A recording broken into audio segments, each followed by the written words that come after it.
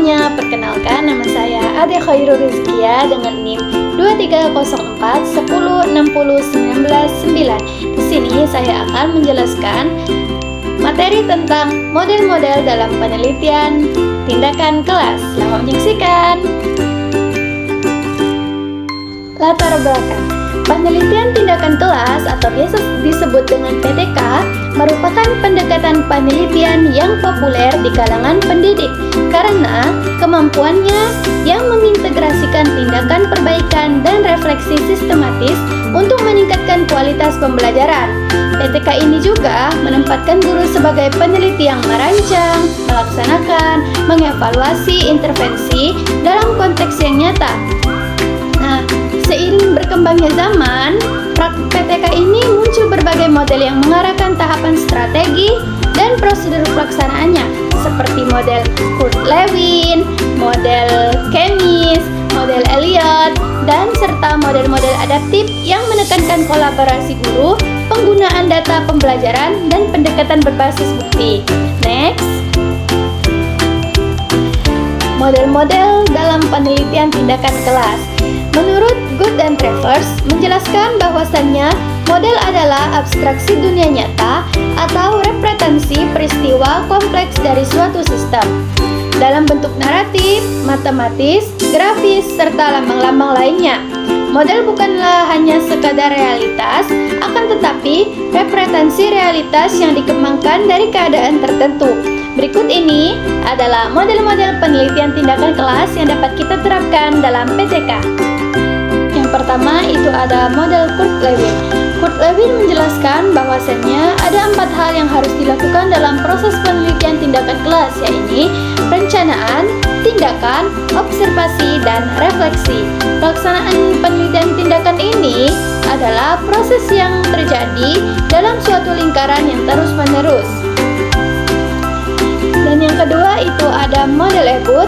Penelitian tindakan ini dikatakan model Ebut sebab dikembangkan oleh Ebut pada sekitar tahun 1985. Menurut Ebut, cara yang tepat untuk memahami proses penelitian tindakan kelas ini adalah dengan memikirkannya sesuai suatu seri dari siklus yang berturut-turut, dengan setiap siklus mencakup kemungkinan masukan balik informasi di dalam dan di antara siklus.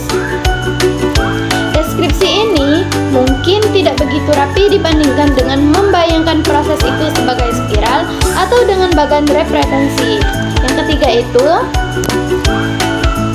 model penelitian yang dikembangkan oleh Elliott adalah model yang menekankan kepada proses untuk mencoba hal-hal baru dalam proses pembelajaran. Langkah pertama yang harus dilakukan menurut Elliott adalah menentukan dan mengembangkan gagasan umum yang dilanjutkan dengan melakukan eksplorasi, yakni studi untuk mempertajam gagasan atau ide. Dan yang keempat itu penelitian tindakan model Hopkins.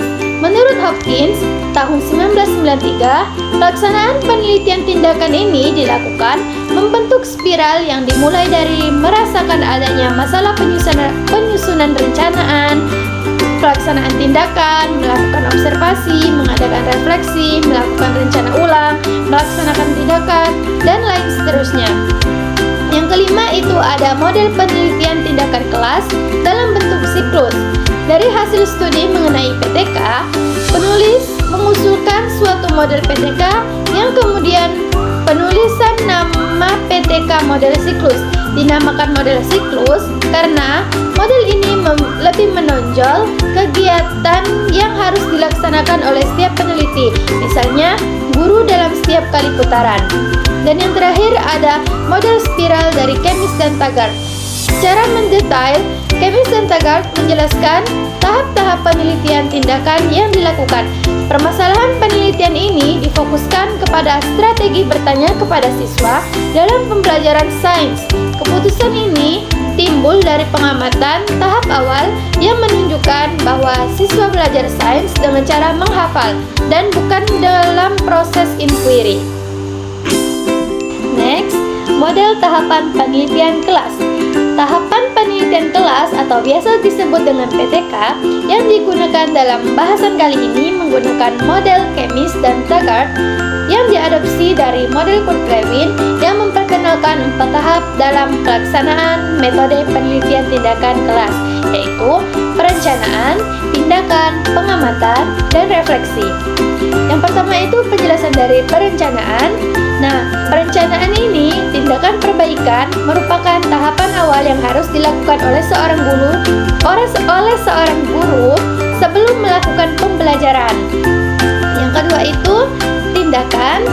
Nah, tindakan ini merupakan penerapan dari perencanaan yang telah dibuat untuk mengatasi permasalahan yang telah diidentifikasi dan dianalisis penyebabnya pada tahap awal. Yang ketiga itu ada observasi. Observasi atau pengamatan perlu dilakukan untuk melihat, mengumpulkan data, mendokumentasikan proses pelaksanaan tindakan data utama yang perlu dianalisis dalam sebuah laporan PTK adalah tentang proses belajar dan mengajar. Dan yang terakhir itu ada refleksi. Kegiatan refleksi ini yang dimaksudkan untuk menemukan kekuatan dan kelemahan tindakan yang dilakukan, mengidentifikasi rintangan yang dihadapi, dan menganalisis pengaruh yang terjadi dengan melakukan tindakan. Next, jenis-jenis penelitian tindakan kelas. Jenis-jenis penelitian tindakan kelas ini ada 4. Yang pertama yaitu penelitian tindakan diagnostik. Penelitian tindakan diagnostik ini dirancang untuk menuntun ke arah tindakan. Contohnya, penelitian tindakan diagnostik yang dapat dilakukan adalah penelitian yang dilakukan di suatu sekolah atau organisasi masyarakat tertentu. Di sekolah tersebut banyak terjadi perselisihan antara beberapa kelompok peserta didik dan kadang-kadang diikuti oleh perkelahian. Nah, yang kedua itu penelitian tindakan partisipan. Penelitian dikatakan sebagai PTK partisipan ialah apabila orang yang akan melaksanakan penelitian harus terlibat langsung dalam proses penelitian sejak awal sampai dengan hasil penelitian berupa laporan. Contohnya seperti penelitian tindakan kelas jenis ini dapat sama dengan contoh jenis yang pertama tadi.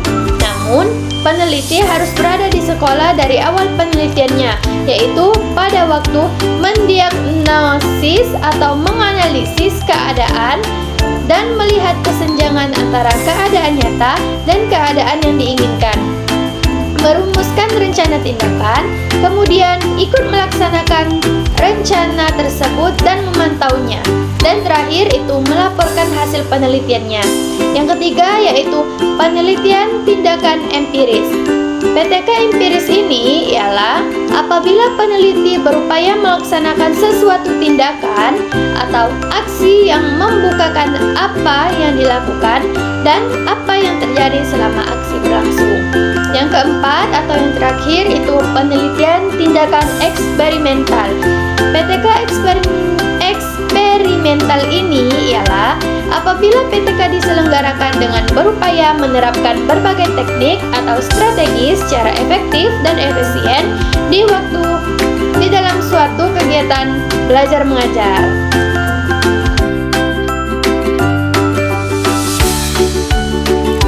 Next, kesimpulan.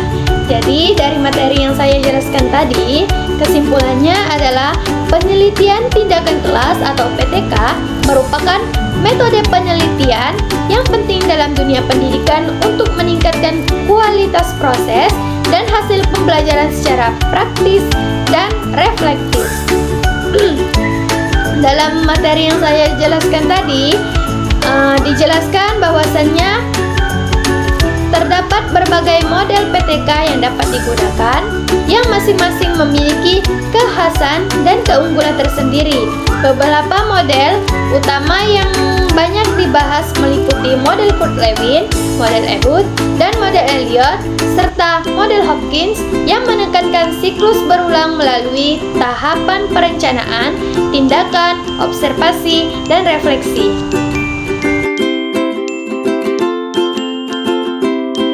Sekian penyampaian materi dari saya ucapkan terima kasih dan mohon maaf apabila terdapat kesalahan. Kepada Allah saya mohon ampun. Wassalamualaikum warahmatullahi wabarakatuh. See you.